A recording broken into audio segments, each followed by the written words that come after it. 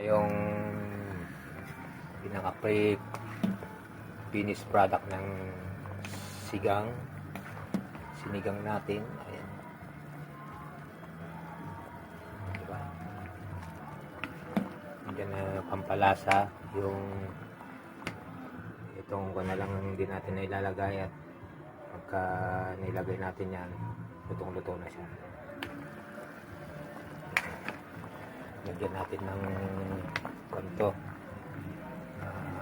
kamatis, sibuyas, tapos yung yung labanos, saka yung isa ay yung tangkay ng guwan mo na yan, ng kangkong. Ayan. So palagay ko pwede nilagay yung